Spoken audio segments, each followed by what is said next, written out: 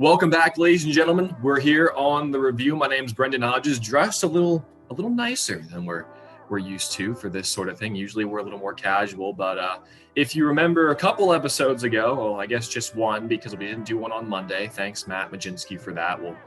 We'll give him a little trouble for that when he gets on here in a couple minutes.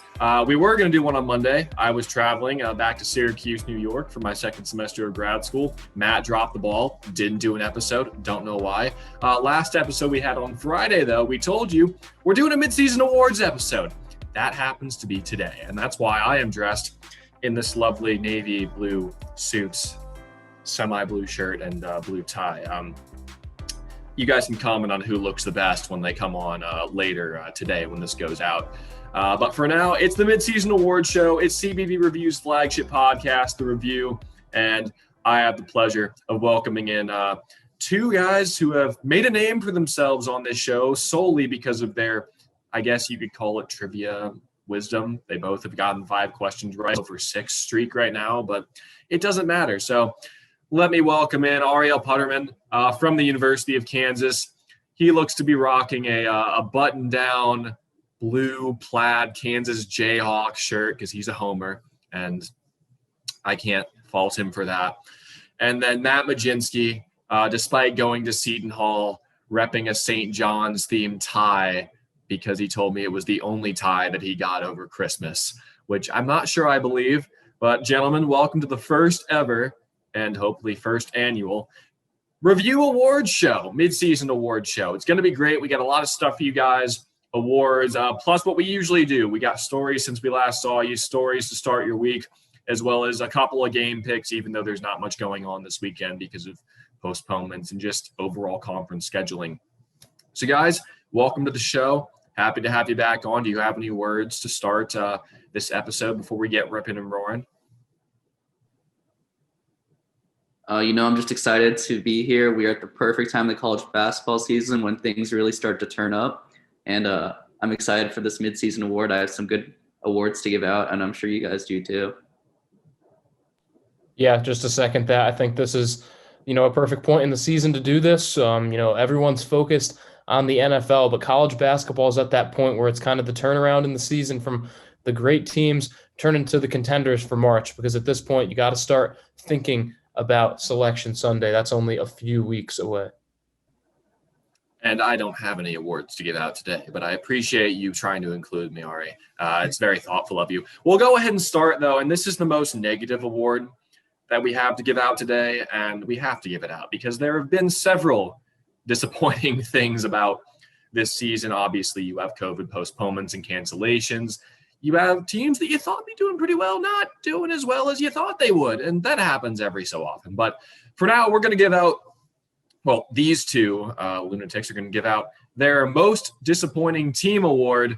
We'll go ahead and start with Ari, and then we'll go to Matt. So Ari, the floor is yours. Who is your most disappointing team of the year so far? Why are they that? And what can they do to redeem themselves as we move closer to Selection Sunday? Well, the obvious answer here is Kentucky, top 10 team coming into the season, and obviously they're well under 500, not a contender in the SEC. But I'm actually going to go with Arizona State here.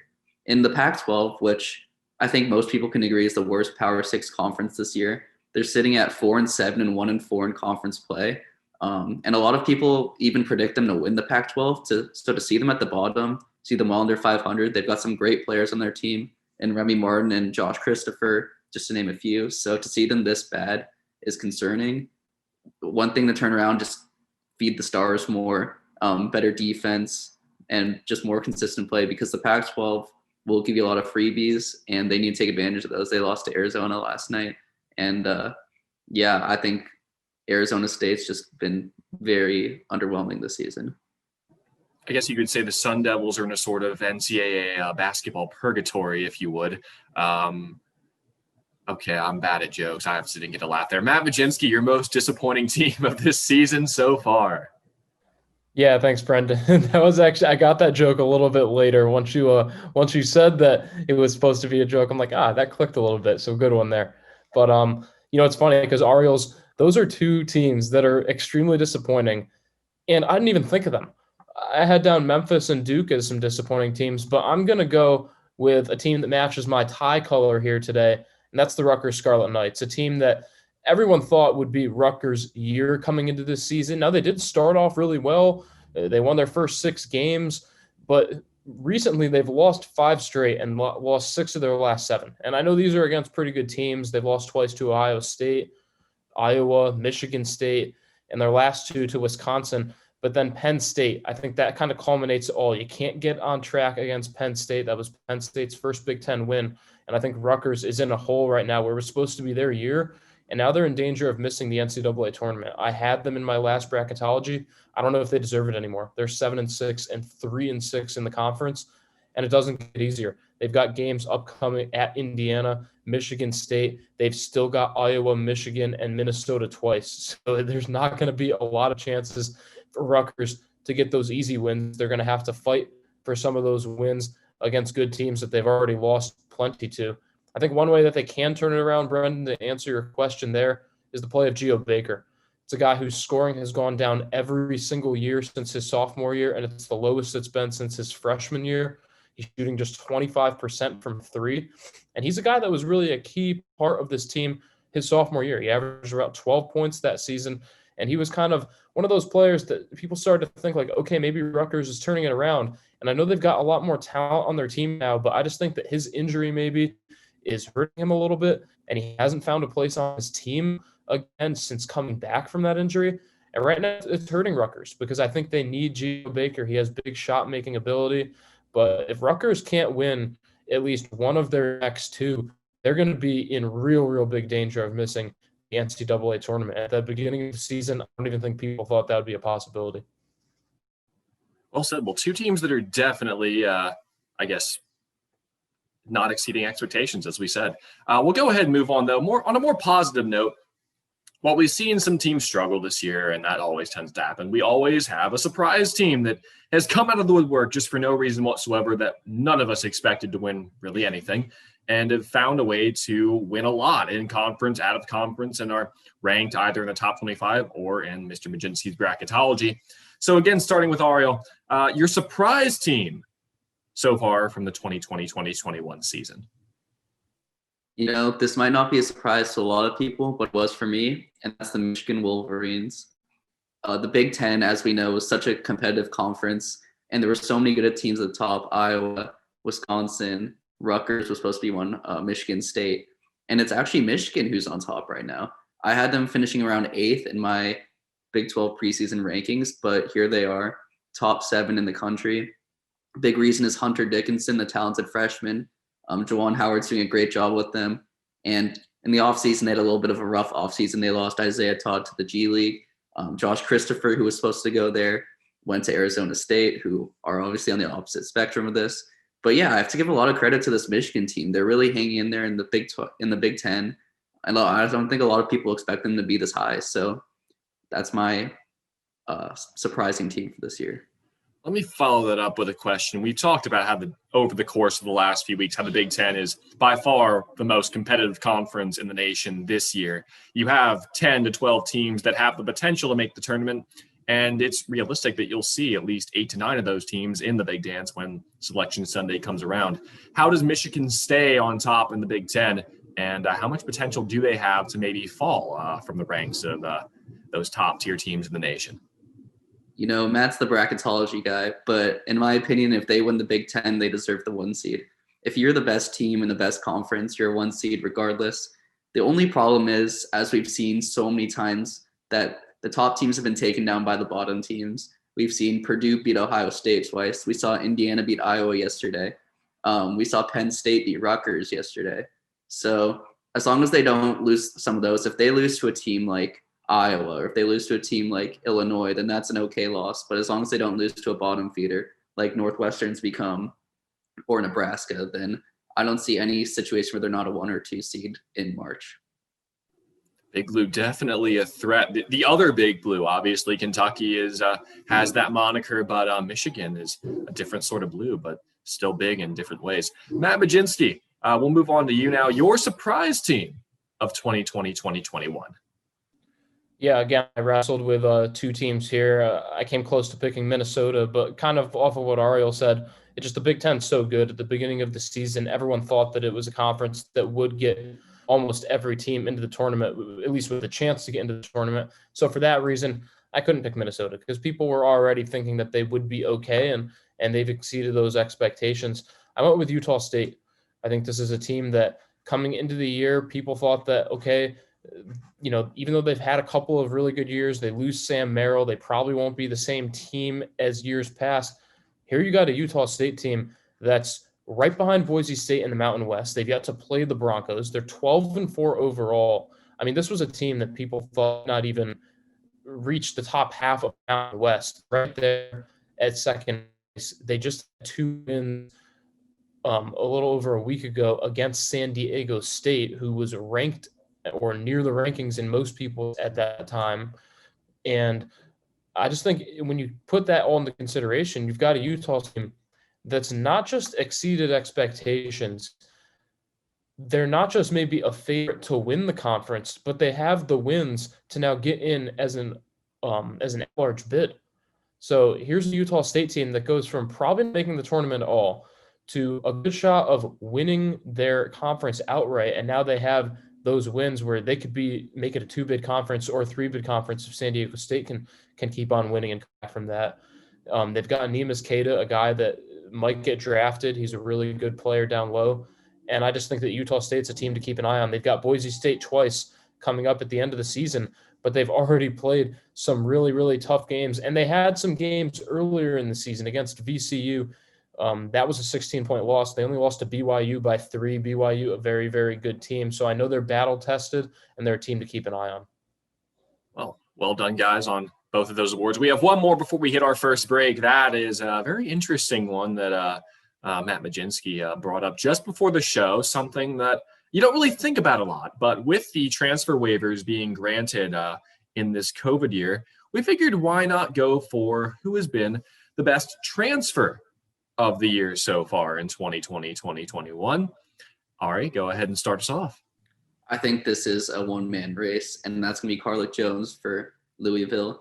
He was a Wooden Award midseason top 25 player as a transfer, which is crazy because a lot of the times we don't really see transfers really step into that role. We see them become more role players, or especially grad transfers that come from mid-major colleges. But Carlik Jones has stepped up. He's been the best player on that Louisville team that's really competed in the ACC. They've struggled a little bit recently, but they were in the top 25 last week. I think he's averaging over 20 points a game, which is super impressive to translate from that mid-major where you're not playing as good of teams to playing in one of the best conferences in the ACC. So I'm impressed with Carlik Jones. I think he's no doubt the transfer of the year. Matt, your counter. Well, I had my answer as Matt Harms, but I'm going to change at the last second. This is that last second award show change. I'm going with Liam Robbins on Minnesota, a guy who transferred from Drake, has Minnesota in the top 25. He's been close to dominant down low. You talk about Luka Garza and Trace Jackson Davis. Liam Robbins is right there, up there in the top big men category in the Big Ten.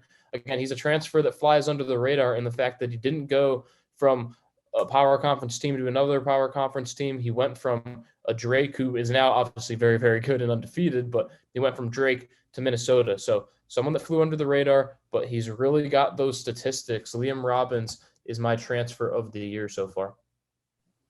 Well, ladies and gentlemen, if you were looking for a Steve Harvey moment here on CBB Review's award show, you just got it with Matt Mlodzinski changing his answer right before he was supposed to give it. I digress, though. We'll go ahead and hit a break.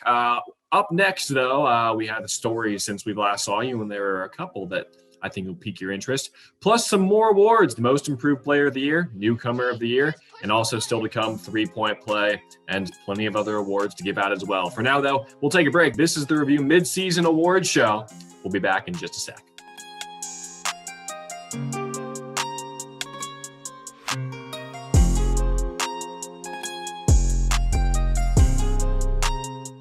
Back on the review. Don't have any readers for you today. You know what to do. Go follow the site. Bracketology is coming out pretty much every week. We'll have a couple of really cool graphics for you regarding this episode of the review, our mid-season award show. As I said before, I'm Brendon Hodges. I'm joined by Matt Mlodzinski in his off-colored tie and Ariel, Puterman, the only guy without a tie. We've given you a couple awards so far. You can see those if you scroll back about 10 minutes in the video. For now, though, we'll go ahead and hit the stories that have really popped in college basketball since we've last saw you, starting with more news on the NCAA tournament, guys. The dates have been released, and it's going to go quick, let me tell you. Usually you have the tournament lasting maybe about a week longer than it usually does in this situation. But the first four is going to be played on March 18th. That's pretty simple, right? First round, March 19th and 20th. Those games will be taking place at Mackey Arena, Assembly Hall, Bankers Life Fieldhouse, Hinkle Fieldhouse, Indiana Farmers Coliseum, and Lucas Oil Stadium. As you all know, Indianapolis is going to serve as that bubble city that we've seen implemented in, say, the Stanley Cup playoffs with Edmonton and Toronto, and the NBA playoffs when it came to the Orlando bubble. As for the following rounds, the Sweet 16 will be played on March 27th and 28th. And here's the interesting thing, guys. Because it's being played over 2 days and just in one city, there's not going to be any overlap between these games. So you'll have college basketball throughout the day, all day, at a pretty reasonable hour. We're going to stay up until 2 a.m. Unless games go to overtime, of course. But that's another thing. Those games will be at Bankers Life Fieldhouse and Hinkle Fieldhouse. The Elite Eight and the Final Four will be played at Lucas Oil Stadium, though, from March, and those games range from March 29th to the final national championship game being played on April 5th. So a lot of games condensed into a very short period of time. Different venues across the Indianapolis area, guys, though. What's your reaction? We'll start with Matt.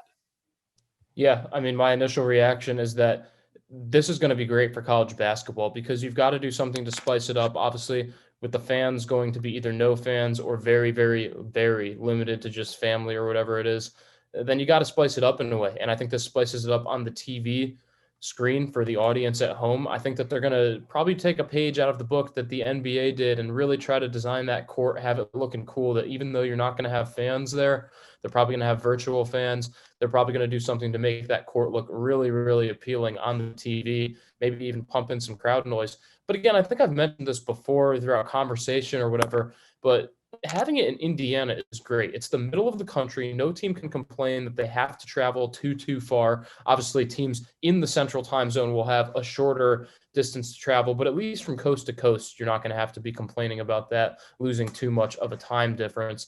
And then just the history. I mean, this is going to be a great learning experience for these guys to learn about the history of basketball in the state of Indiana, play at some iconic places. I've been fortunate enough to go to Hinkle Fieldhouse. That's going to be a place that a lot of these guys are going to be excited to play at. I'm sure Assembly Hall is going to be cool too. And I just think that overall the NCAA really actually hit on something here by bringing the tournament to the state of Indiana. Yeah, just to follow up on that, I think it's going to be great. I think for the players, it's going to be great having that bubble, sleeping in the same hotel, sleeping in the same bed, not having to worry about the time change after every game they play and having to travel. It's going to be very exciting. And I think we're really going to see the best of every player just because of that normalcy that they'll have. They won't have to worry about travel or anything like that. So I'm excited. I think Indiana, like Matt said, was a great place to do it, middle of the country. And I don't know. I think if the NCAA really does a good job promoting it, making people excited, then this could be one of the best March Madness tournaments ever. Not to mention, of course, all these guys will be staying in, I would think, similar hotels. Maybe you have various competitions off of the court, whether it comes to things like foosball, maybe bowling, ping pong, though I guess some of those might provide opportunities for injuries you wouldn't want. I can relate to that, but that's another story for another day.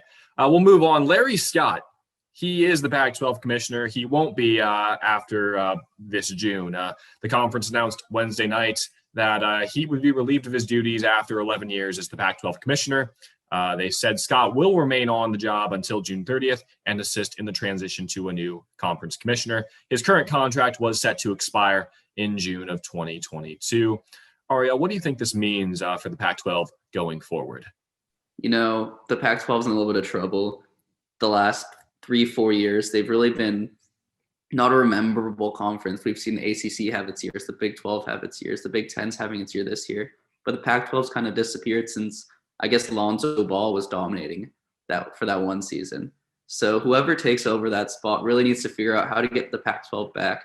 We were hoping that teams like ASU would be a big part of it, but they haven't done that this year. They just needed to work on getting new recruits, having top players, and really having that one team that's going to impress in the tournament and get them back on the radar. I think the biggest thing for them to do, if it's possible, is get Gonzaga. We've had this talk for years now.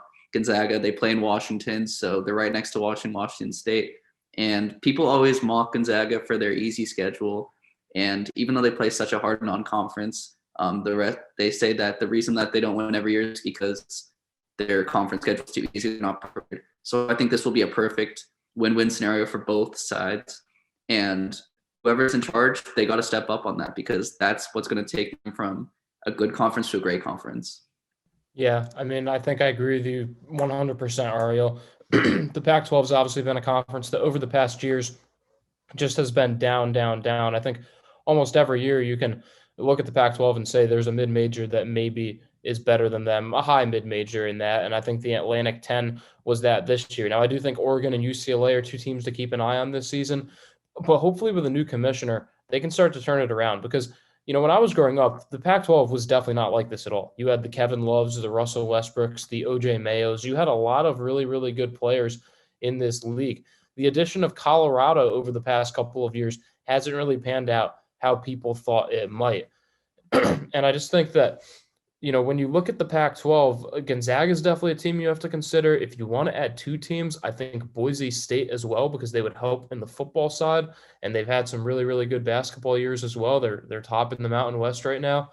And I don't know, maybe, some leagues, it helps when you add more and more teams. You saw that in the Big East. It really helped them until they ultimately fell apart because of football. And I wonder if that's the same with the Pac-12. It helped the Big Ten. Maybe it'll help the Pac-12. Certain conferences just need more teams to help them out. Well, finally, on the story side, a federal judge in North Carolina has granted Zion Williamson partial judgment in his lawsuit against a former marketing agent who sued the New Orleans Pelicans star for $100 million in damages, claiming breach of contract. The ruling came down on Wednesday. U.S. District Court Judge Loretta C. Biggs voided Williamson's marketing agreement with Gina Ford and Prime Sports Marketing because it didn't meet the requirements of North Carolina's Uniform Athlete Agents Act. Specifically, Biggs ruled that Williamson was a student athlete at Duke when he engaged with Ford's company. He hadn't been declared permanently ineligible by the NCAA, and Ford was not a certified agent in North Carolina. The agreement didn't include the required warnings under that law in North Carolina, and Williamson and his family communicated to Ford that they were terminating and voiding the contract. I won't get your thoughts on that, guys, because that's just a whole other rabbit hole that we can go down. But for now, we'll go ahead and just move on to the other awards we have in this block. Interesting story, though, and a big win for Zion. That story came out over the summer. I remember listening to it on the radio while I was working on a golf course, and I was just like, oh, okay, that's a bombshell. But a good ending for Williamson there. We'll move on, though. Next award that we have to give out. We see a lot of improvement. Matt here, he's improving his basketball game every day, even if it means he's bricking shots on a double rim and a backboard that doesn't give. I'm sure Ariel could improve his wardrobe choices here. I'm not sure what pants he's wearing, but that shirt, there's just way too much blue there. However, I am just a icon of style when it comes to CBB review. So we'll start with Matt this time. Matt, who is your most improved player of the 2020-2021 season? Well, you knew that I had to stay in the Big East for one award, and that's where I'm staying in the Most Improved Player award. And I'm going to go with Providence's David Duke. Providence obviously just had a real big win over Creighton. Duke hit some big shots in that one. And he's a guy who, coming into this year, Providence, it seems like over the past couple of years, has been in the top 3, 4, or 5 of the Big East preseason vote. And almost every year, they might do well in the Big East, but they don't do well in the seeding wise because they've had some bad non-conference losses, or maybe, even though their record in the Big East is good, they didn't get enough over the top teams. Well, they did that against Creighton. They're starting to, knock down the haters a little bit, if you will. And David Duke's been a real big reason for this. I won't be much longer, but here's what he's averaging. He's plus 7.4 points per game, plus 1.7 assists per game, plus 1.6 rebounds per game, and he's shooting a little bit over 3% better from behind the arc. So all around, he's gotten better. That scoring average is just a little bit below 20 points per game. So, he was averaging around 12, and now he's up to about 19 and a half. And David Duke is a guy that might even be good enough and improved enough to get first team All Big East at the end of the season. Interesting choice, Matt. And we did know you would stay in the Big East at some point, but that mulligan's gone now. Ariel, are you staying in the Big 12 for your pick, or do you have somebody else? I will not be staying in the Big 12. I'm going to go to the ACC, actually, and I'm going to pick Justin Champagnie. I apologize if I mispronounced that, but what he's done this season is pretty incredible.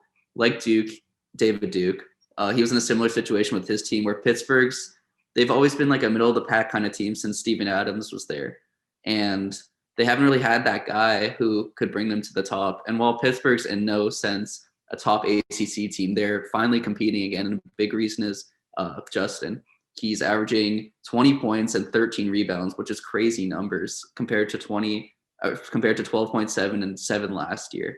And he's really asserted himself as a top 10 player of the year candidate and someone who in March can definitely help take down a bigger team than them just because of how dominant he is on the boards and as a scorer, especially in the post. All right. Well, plenty of choices to go around for most improved players, though, guys. We've seen plenty of players be able to improve their games over the course of this year, even in the COVID year when there wasn't a lot of training opportunities for them outside of what they got in terms of shortened training camps. We'll move on, though. This is one of my favorite awards to give out because while we see a lot of one-and-dones in college basketball, I'm not sure that's who you guys are going to be picking in terms of newcomer of the year because some of these guys might not go one and done, especially with an extra year of eligibility. So we'll go ahead and give our choices for newcomer of the year in college basketball. Matt Mlodzinski, who is your newcomer of the year? Yeah, there's a lot of guys to go here. Obviously, Cade Cunningham and Evan Mobley might wind up with it at the end of the season. But right now, I've got to go with the guy that has the best combination of statistics, and his team right now is probably in the best place, and that's Cameron Thomas at LSU. He's averaging 22 points a game. He doesn't do too much else, as far as rebounding or passing the ball, but it really doesn't matter. LSU right now is second place in the SEC at 5-2 in conference. They're 10-3 overall, and Cameron Thomas really does it all. I mean, he's not an extraordinary three-point shooter, but he can knock down threes. He drives to the bucket. He has some mid-range game. Again, he's just a really good teammate. And let me just talk a little bit more about LSU too. I mean, you look at them at 10-3, but those losses include a 4-point loss at St. Louis, a 4-point loss at Florida, and then a blowout loss most recently, but to an Alabama team that's arguably the best team in this conference. So I think LSU's a team to keep an eye on, and the main reason has been Cameron Thomas. But again, at the end of the season, that can change. You said it probably wasn't going to be a one and done, but it is going to be a one and done. And it's going to be the number one pick in the draft, Cade Cunningham. What he's done for Oklahoma State, who have the tournament ban, so they have nothing really to play for, but how dominant he's been in games through scoring, passing, rebounding, defending. He's helped them knock down a top 10 Kansas team, a really good Texas Tech team, almost beat a Texas team that was at the time the hottest team in the country. And if you look at the rest of Oklahoma State's team, they're very underperforming, underwhelming, I guess that's the word that I was looking for. And they lost some players last year to graduation, but here they are. If they were eligible, they'd be a no-brainer for a tournament team. They're looking better and better every day. He's making his teammates better. And while there are a lot of other great freshmen like Hunter Dickinson, Cam Thomas, like you mentioned, Jalen Suggs, I think Cade Cunningham is the number one guy right now. Well, you mentioned all those guys, and I think this year, out of any of them, we've been spoiled by great, as Dick Vitale called them, type of dandies, baby. Like you said, Jalen Suggs, Minnesota guy. I didn't get to watch him live, but I got to watch him play against Sierra Canyon his senior year of high school at the Target Center. It was a fantastic game, and he played for a fantastic team. But we're seeing these young guys come in and perform right away, and just it's a testament to coaching, but also the amount of repetition these guys are getting at a young age. And it's unbelievable that we've seen this really just growth in readiness to contribute at a high level from so many young guys across the nation. It'll be interesting to see who ends up winning at the end of the year, because you could see a lot of these freshmen like a Hunter Dickinson or Jalen Suggs at the tail end of the tournament, and they get the last say as to who really is the best freshman in this year's class of one and dones or guys who want to stay another year or two. With that, though, we'll go ahead and take a break. Coming up later in this show, we'll give our thoughts on Coach of the Year. A tough one, as Matt Mlodzinski said to me earlier today. A real tough one. We'll also have our 3-point play and see if Matt will end his streak of misses. He's 0 for 6 in his last 2 attempts. Ariel Puterman right up there at the top of the leaderboard with him with 5 points. We'll go over that, as well as other awards that we have later in the episode. For now, though, we'll take a break. This is the Review Midseason Award Show, and we hope to have you back in just a sec.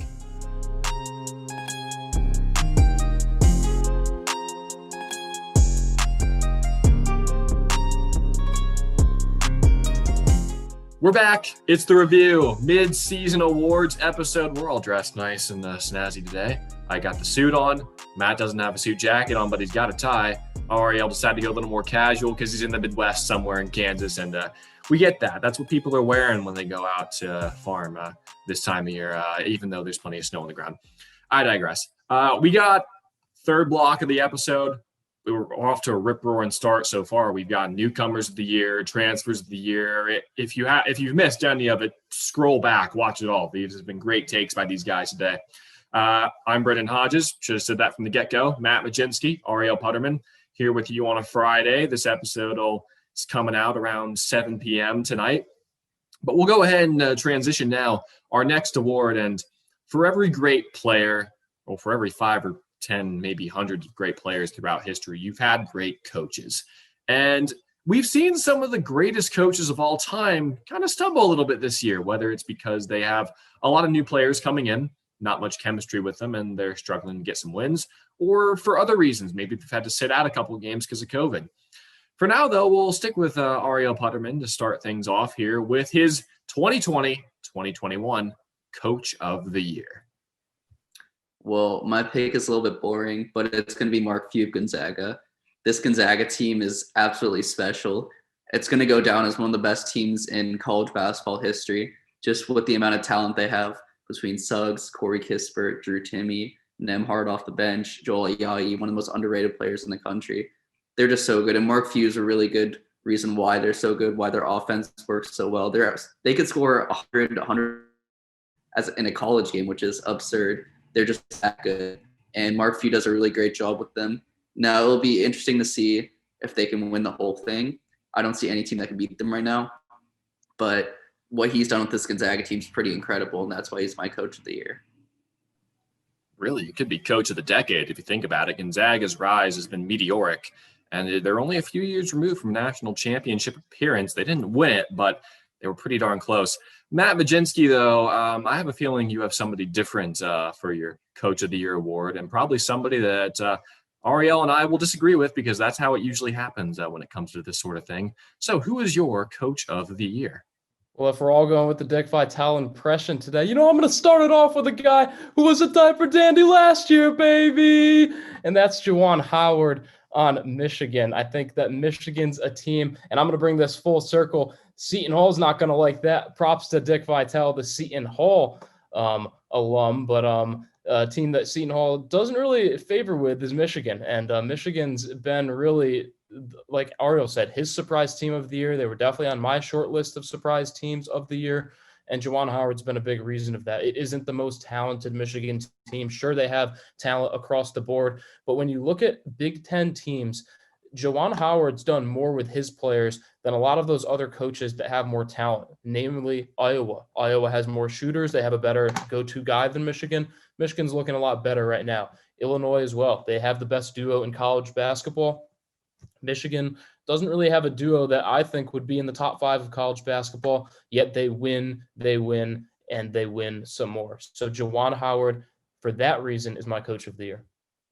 Well, I was wrong. I can't say I disagree with that. I can say, though, Michigan has had a lot more luck than a lot of other schools with alumni coming back to coach their teams. Jim Harbaugh with their football program, taking the last year out, of course, because that was just, I don't know what to say about that. And then Juwan Howard as well. I can't say that Michigan is they've been better than every other school with alumni coming back to coach. I hope you all listened to my message that I sent earlier today, because you're going to need your pen and paper coming up here in just about a sec, because we have our 3-point play. And just a quick segue to this, I think it's fair to let all of you watching this episode know that at some point we're going to be changing up the 3-point play a little bit. There's a YouTube channel called Bar Down. You should check them out. They're great. They do a lot of hockey content. That's not important, but they do quizzes that are 10 questions each and have strikes where you can actually get out. So we're going to go ahead and do our version of that. It's shortened, only 3 questions. You know how it works. 3 questions about college basketball, each worth 1 point, which makes up the 3-point play. If either of these fine gentlemen, who currently sit atop the leaderboard at 5 points each, get all 3 right, they will get to do the 4-point play question, which is unfortunate that nobody's gotten to it so far. I'm just kidding. It's very fortunate, because I have to come up with another one, and it means that my questions are super hard. Each of these fine young gentlemen have 2 mulligans to use for the 3 questions, and they should use them wisely, because if you never know, that third question may just be a doozy that you can't get. So hopefully you know it. You can get multiple choice with that mulligan, but otherwise it's just a guess, guys, and you better know your stuff. Are you gentlemen ready? Do you have your paper and pens ready? More ready than I'll ever be. Ariel does not have a paper and a pen. Can you is there some readily available? I'm going to freestyle it and hope for the best. He's going to freestyle and hope for the best. All right, so I'll give you guys 20 seconds after each question to write your answer, and I'll go 3, 2, 1, and Ariel will say his answer first, and then Matt will show his, just for the sake of fairness. All right, so the first question. Who, and this is actually pretty award-based, I might add. I did good with the theme for this episode. Who was the first freshman to be named a first-team AP All-American ever? Again, who was the first freshman to be named a first-team AP All-American? You don't need the school, just the player. Can we use the mulligan here? Would you like to use the mulligan here? I would like to use it, because I think I'll have a pretty good shot at getting it if I use the mulligan. Ariel, would you like to use the mulligan as well? I would also like to use the mulligan. Okay. Coming out firing on question 1. All right. So your choices are A, Wayman Tisdale, B, Chris Jackson, C, Michael Jordan, or D, Lou Alcindor.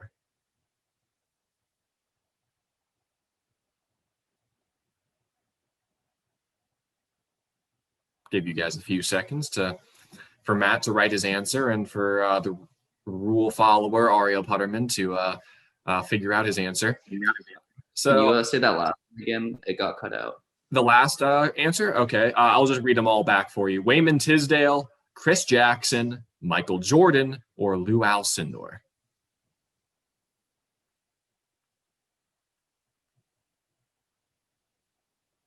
Give you guys about 10 more seconds. Just kidding. My watch battery died, so I don't even know if it's working right now. All right, Ariel, what is your answer, sir? This is a hard one to start off with. Hey, man, I roll 3 deep with these questions, so you gotta recognize that you actually have to study for these little mini quizzes. If you don't, you should really. You even had the theme for this episode this time. You knew it was Midseason Awards, and that I'd been focusing on like NCAA tournament stuff and themes of the episodes. Like, my winter break, so I haven't been doing a lot of studying, but I will give you an answer for this one.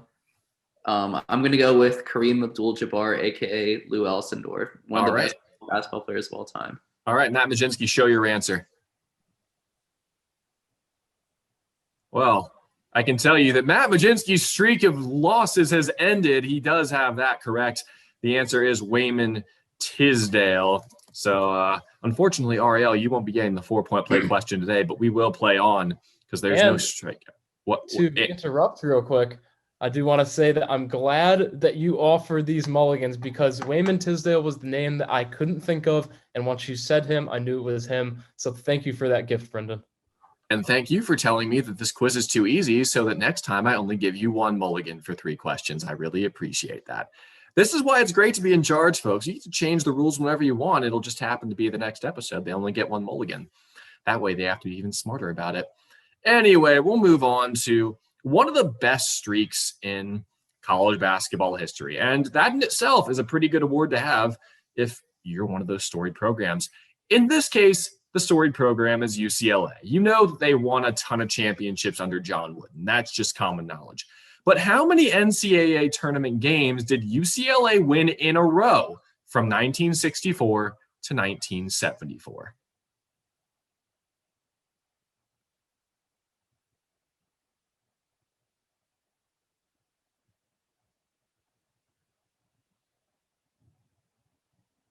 You look stumped, guys.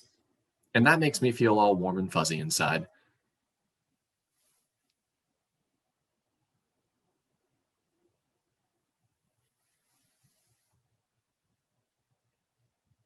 I'll give you about 10 more seconds here to formulate your answer or to just come up with a random number because you really don't know.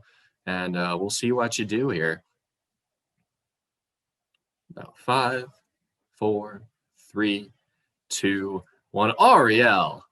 Because you didn't follow the rules and didn't bring a pencil and paper, you have to say your answer first. Or if you'd like to use the mulligan, I can allow you to do that too, but then you're out. You know, growing up a UCLA fan, I know they won 88 in a row. Obviously, not all those were tournament appearances or tournament games. I believe they won 4 in a row. And then I'm pretty sure they made the Final Four the next year. So I'm going to go 28. All right, Ariel goes 28. Matt Mlodzinski, what is your answer?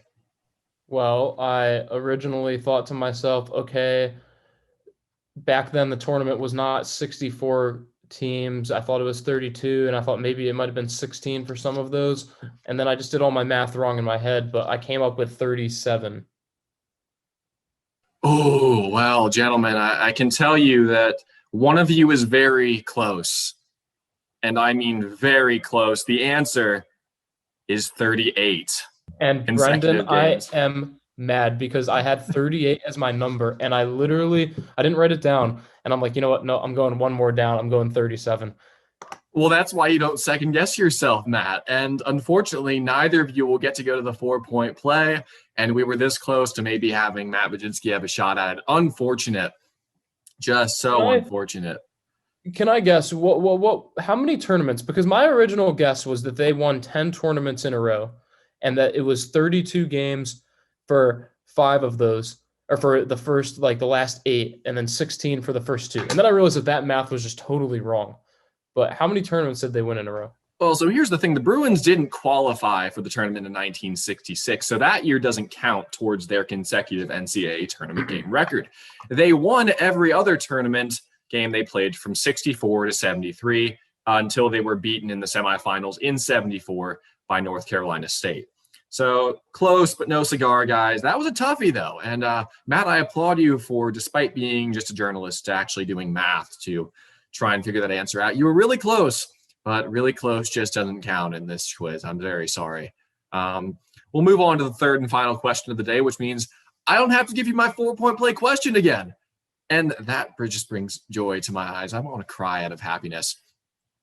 This one skews towards the shooters in the room, though. Thankfully, there are no really good shooters in the room, so we have that going for us. Who was the first Division I basketball player to hit 400 or more 3-point shots in his career? I want to get this right. I'm using a mulligan here, Brendon. I was going to say the same. Well, you both have one mulligan left to go. We'll see if you get it right.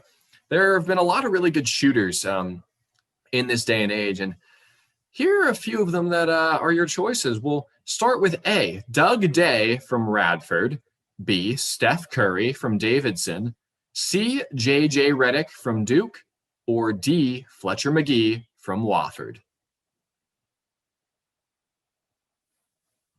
Give you about 30 seconds. I'm sorry? The question was who was the first, right? Yes, it was. The choices were Doug Day from Radford, Stephen Curry from Davidson, J.J. Redick from Duke, and Fletcher McGee from Wofford. And for all you know, I could have just pulled random shooters off of the page that I found this information on, and they may not have hit 400 threes in their career. So think very wisely about who you pick here, gents. Very, very wisely.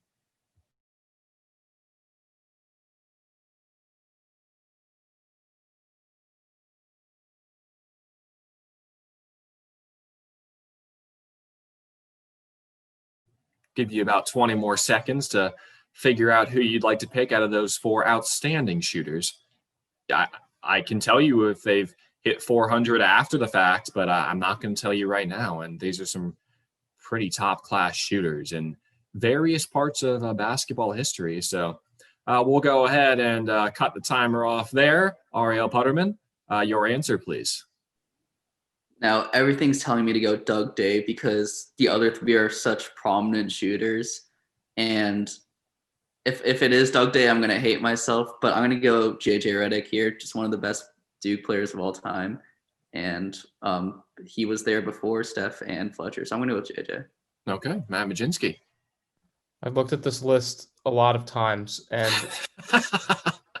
I know that Fletcher McGee is not the answer. He has more threes than any of these guys in college basketball. Steph Curry isn't the answer either. So I'm going between Doug Day and JJ Redick.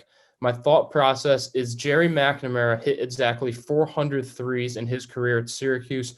He finished playing in 2006.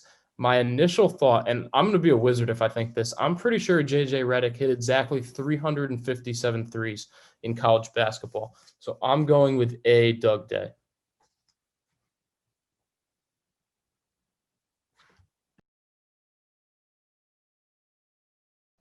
I'm going to let you guys sit there for a second and pull up this list so I can crush somebody's dreams, or maybe both of your dreams here.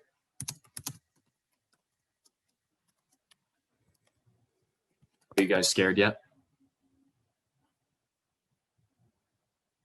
Very, very scared. Very scared. Oh boy, this is it's a very interesting list. And Matt, I know that you consider yourself an okay shooter. You're not great. I'll tell you that right now, but it's a great list, and I was very happy that this list is prominent here in this quiz. But I can tell you that all 4 of these individuals have hit 400 threes in their career in college. Fletcher McGee has 509, but he did it in his career ended in 2019. So Matt, you were right that that's not the answer. That's too recent. Steph Curry, JJ Redick, they also hit 400 threes, and I can tell you that I actually kind of gave it away because I said they all hit 400 threes. Doug Day is the answer. His career ended in 1993. He was the first in NCAA history to hit 400 three-pointers. So Matt Mlodzinski, 2 for 3 today. Don't get the 4-point play question, though, unfortunately. So one day, Matt, one day that will come, hopefully never in the future, even though you tried to cheat because I'm sitting in the room next to you and saw a name that may or may not be used with that 4-point play question. Don't cheat, Matt. No one likes that, and I'll have to penalize you at a later date if that comes up. Anyway, guys, that's our 3-point play. Ariel, I'm sorry, man, that you didn't get any right. Matt Mlodzinski breaks the tie at the top of the leaderboard. He now has 7 points over the course of this season 1. Like I said, we'll do this in a different sort of way where we'll have just weekly quizzes on Wednesdays coming out where we'll have different people come in. And if they win the quiz, they get a point. But for now, though, we'll keep this going and we'll go ahead and move on to, I guess we have to hit a break now. So we'll have more awards coming up along with these guys' stories to look out for to start the upcoming weekend of college basketball. Only a trio of game picks today, and we'll explain why after the break. But for now, we'll head to it. This is the Review Midseason Awards Show. We'll be right back.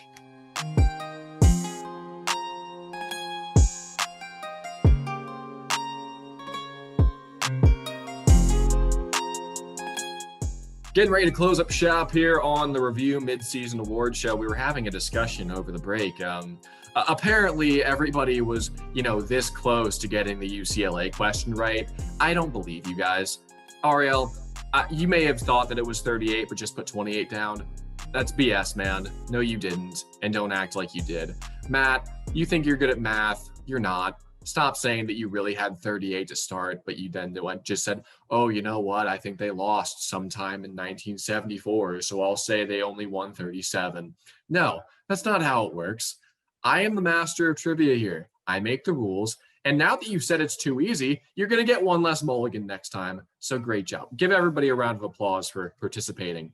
Participation awards don't count, boys. Only the 4-point questions count. And you're never getting to it because I'm going to have a lot of hard trivia and you're not going to get it right. Even if you think you're a college basketball master, that's directed at you, Matt. Anyway, now that I'm off my high horse, we'll get back to what we're actually here for, midseason awards. But before we do that, we only have one award left to give. We'll go ahead and let these guys talk for a little bit because they haven't been able to talk at all really today, even though they're the important guys in this episode. Stories to start your weekend. There are quite a few, maybe not high-profile games, but high-profile stories to look out for. We'll start with Matt Mlodzinski and his off-colored tie. Yeah, I think it might not be a game that we're picking today, but it's a game this weekend that I'm interested in, and that's Creighton and Connecticut. I think these are two teams that are trending in opposite directions. Here's the UConn team that's without their star, and James Bouknight only lost to Creighton by a couple points. Last time out, that was a game that reached overtime in which Bouknight had over 40 points. And then you got Creighton, a team that lost to Providence. They're ranked. They're thought of to be a top 2 team in the Big East. But to me right now, they need to assert their dominance, win a game over Connecticut, make sure that they're right there with Villanova. I think that's a really big game in the Big East. And I see a lot of really good games this weekend, but that's just one that I'm definitely going to be keeping an eye on. And Brendon, you're going to hate me for this one, but I'm going to pick the Kansas-Oklahoma game. Kansas, their last 3 games, they've been very bad. They barely beat Oklahoma at home as with a shorthand Oklahoma team. Then they've lost back-to-back games against Oklahoma State and Baylor. They've been on a cold streak. They really need to find their identity. And this is a huge game for them because Oklahoma's a good, not great, not in the top 5 in the Big 12 whatsoever, but a sneaky team. And they almost beat Kansas at home. So Kansas going on the road, taking on this Oklahoma team will really show a lot of whether we consider them contenders in the Big 12 and the NCAA tournament, or if they're really just like 2 years ago when they lost in the second round to Auburn. I don't know why you think I'd be mad at that. I mean, we already know. You just said Kansas has been bad the last 3 games. Your backdrop, all the blue is bad. I mean, like, there's a lot of bad coming from that window right now. But you know what? I'll stop making fun of you. We'll go ahead and get to our game picks, though. Those were the stories to start your weekend, courtesy of our men from CBB Review. And before we get to those game picks, just want to say thank you guys for all the support. This has been going on for the last, I believe, 2 months we're going on now, if I'm correct, Matt. First episode, actually probably about a month and a half. First episode came out right after Thanksgiving. And we've gotten a lot of stuff from you guys, just like saying, hey, this is great. Thank you. A lot of views on YouTube. Hopefully we'll be able to put it up on like Apple Podcasts, Spotify soon, because it's another medium that we want to put it up for you guys at. So we'll put that in the description of the next episode. Whenever we get to that, social media is getting together. We're finding new music and stuff to do. Graphics have been great so far for whatever we talk about. And the guys who come on are really conversational. They take criticism well, and they don't care if I make fun of them, which is the best part.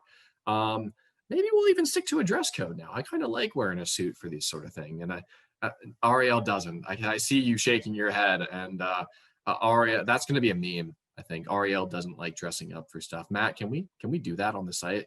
Like that we can? Great. Okay, let's get on that. We'll go ahead and go to our game picks and see if Ariel's takes are just as bad as his motivation to dress up nice.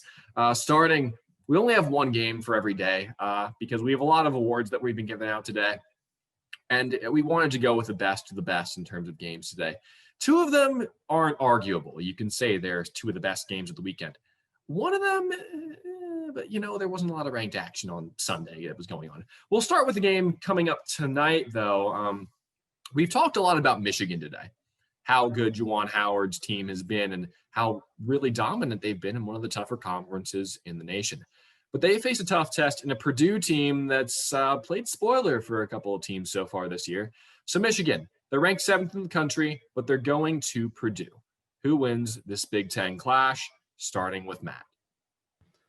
Yeah, I mean, we're right away. You've got to say Hunter Dickinson versus Zach Edey, and that's going to be a really big matchup down low. Michigan's a team that really spreads the floor well. They play with a lot of good pace on offense. And Purdue, while they've had that in the past, I don't know if they're as good as it this year, and I think that could be the difference. I don't know how great Purdue is going to be in open space. I know they've improved throughout the year, but they've won some games over teams like Ohio State that aren't really great in the open space, that have more of that one-on-one time. Ohio State's still trying to get their team as fully healthy as possible. So when I look at that, I see Michigan as a team that, if they can create turnovers, might be able to make a big difference there. And I have Michigan in this one. I'm going to have to disagree with you on this one. The one thing we've learned to know about the Big Ten so much is upsets, the lower team being the better team. I think that their front court of Trevion Williams and Edey are going to really dominate, and they're coming off a big win against that Ohio State team. They're one of the hottest teams in the Big Ten right now, and I think they steal this game and really find their way in the top 25 after this week. All right, we already have some disagreement. We love to see that, guys, because then we actually get to see who's right or wrong. And we love being right, but we also love being wrong because it means we get to amend takes. We'll move on, though. On Saturday, we haven't had these two teams in the pick segment at all, I think. And it's funny because this game, you can't see it behind me, but you get a nice view of the Carrier Dome through this apartment window. And it's where this game is going to be taking place. Virginia Tech, 16th in the nation, 11-2. They've only lost one game in the ACC. Syracuse is coming off of a lot of COVID news just in general. Obviously, Buddy Boeheim, Joe Girard, both, I believe, confirmed to have had COVID at one point now. Matt, correct me if I'm wrong. But they're playing against each other. Virginia Tech coming up to the Loud House. That's not loud, actually, though. Ryan McMahon, shout out to you saying that we may get students back in the Loud House soon. I saw that story from, I believe, Syracuse.com earlier today. But it's Virginia Tech. It's Syracuse. Ariel, we'll start with you on this one because, Matt, we know who he's going to choose because we just know who's going to choose. Who's going to win? Well, I'm surrounded by some Syracuse guys right now, so I happen to be a very impartial college basketball show host and sometimes analyst. So I am not making picks, but I know who I would pick. I'm surrounded by an impartial college basketball host and a Syracuse fan here. But you're not going to like me picking Virginia Tech here. I don't think by any means Virginia Tech is amazing, but I don't think the Syracuse team can match up with them. I think this game will be close, but Virginia Tech will pull it out in the end. I'm going to have to go with Syracuse here. And trust me, I know that this might seem biased. I would pick against Syracuse if I had to. But when I look at the things Syracuse struggles at, it's rebounding. Virginia Tech's 203rd in the country in rebounding. And Virginia Tech also doesn't really pass the ball well on offense, which you really need to against the zone, or else you're just going to become stagnant. Virginia Tech is tied for 228th in assists per game. Then you look at Syracuse, a team that had a real big win over Miami. They're starting to play better down low. Jesse Edwards had some minutes in that last game. Quincy Guerrier has been great down low all season. It's just going to be if Joe Girard's making shots, because if he's making shots, it makes it easier for the rest of the crew as well. I'm not going to tell you who I pick because, like I said, I'm an impartial college basketball analyst and host of this show. We'll move on to Sunday's action, though, and this one is the curveball because it's a sneaky good game with teams that could be in the tournament, though they are mid-majors, so they'll struggle a little bit to get in this year just based off the resume. Loyola Chicago and Bradley are two of the top teams in the Missouri Valley. I haven't caught up on the MVC too much. I'm not sure if Drake's still undefeated, but if they are, then they're both chasing Drake to try and find an at-large bid. Which team moves one step closer to doing that? Starting with Matt. Yeah, this is a very, very tough one, but I'm going to have to go with Loyola Chicago. They still only have that one loss in conference. They're 11-3 overall. This could be a two-bid conference if Loyola Chicago and Drake continue to beat up on the rest of the conference. And I think Loyola knows that because at this point, Drake has to be the favorite. Drake has to be the team that, right now they have the edge up on getting that one seed in the conference tournament. And I think that Loyola Chicago needs to really think about that and say, how can we get into the conference tournament? And their best chance would be to keep winning as many games as possible. I see Bradley as a team that's good.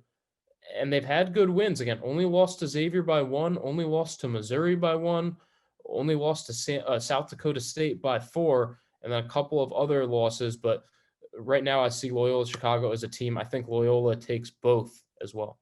There's 2 games in that series. I'm going to have to agree with you on this one. I'll keep it nice and short. Loyola is just a better team here. And Cameron Krutwig, who we all learned about when they made that Final Four run, he's looking good again. While you said it was a 2-game series, so they might split, I think they win the first one. All right, well, those are our picks for the weekend. We're not quite done yet, though. We still have one more award to give out, and we have 8 minutes in this Zoom meeting to be able to do it. Guys, it's time for your choices for Player of the Year. Matt and I discussed his choice a little bit earlier. We'll see if Ariel is a different choice. I don't think he will. But Matt Mlodzinski, go ahead and kick us off. Who is your midseason Player of the Year? He's the Player of the Year going into the season. He's the Player of the Year after week 1, after week 2. He's the Player of the Year now, and I really don't think it'll change, and that's Luka Garza. What he's doing on the basketball court is just phenomenal, averaging 27 and 9. His game log is quite tremendous. I mean, when you just look at the games that this guy's had, 41 points against Southern, 35 against Western Illinois. Want to do better against good competition? 13 of 18 for 30 against Gonzaga. 32 at Minnesota with that Liam Robbins guy who I mentioned is pretty good himself. It's Luka Garza. Yeah, I mean, even if you just took his first half numbers from every game, he'd still be one of the favorites for Player of the Year. And right now, I don't think it's even close. Unless he starts to really struggle, Corey Kispert can pass him for Player of the Year. But right now, it's Luka Garza, no-brainer. He's really, after a lot of people thought he should have won last year, he's just gone even better this year, and he's the favorite, and he will win the award. Well, I guess it's fair to say that if he's been Player of the Year all this time, then Kenny the Jet Smith should come in and say, "It's over, ladies and gentlemen. It's over." That wasn't as good of an impression as the Dickie V one. It kind of sounded the same, if I'm being honest with you. Anyway, guys, that's all we got for this episode of The Review. It was our midseason awards episode. Went off kind of without a hitch because, it's tough to do all this on the fly. Again, we appreciate all the support that we've been getting with this podcast. We'll have it out on more medium soon. We got plenty of good graphics in terms of this episode, and you'll be seeing this one. You should be watching this at around 6:30, 7 o'clock tonight. For myself, though, Ariel, Puterman, Matt Mlodzinski, do you guys have any last words, Dickie V impressions, or maybe a good Jay Billis in there? I don't know how many more impressions I can do. I could try a Bill Raftery one. It couldn't come out that good, so maybe I'll save it and try to work on it for a future episode. Bill Raftery, that's quite the guy. That 2-3 zone. Onions! Something like that. Anyway, guys, that's all we got for you. Again, we're all snazzily dressed today. Comment who you thought looked best. If you think that we should keep dressing up like this, we know what Ariel thinks about that. He's like, nah, dude, we don't like that. If we do this again in terms of dressing up, Matt, wear a jacket, Ariel, at least wear a tie, and hopefully we'll get some more people in here. For all of us, though, here at CBB Review, and Matt's ridiculous poses up there in the corner, thanks for watching, guys. This has been episode 11 of The Review, and we hope to see you guys on Monday when our next episode comes out. Hopefully Matt Mlodzinski will take charge of that one this time, because I will again be traveling to go see a friend. Until next time, though, guys, take care. Have a great weekend. Enjoy some college basketball, some NFL football. It's going to be a great weekend of sports. We'll see you guys next week. This has been The Review.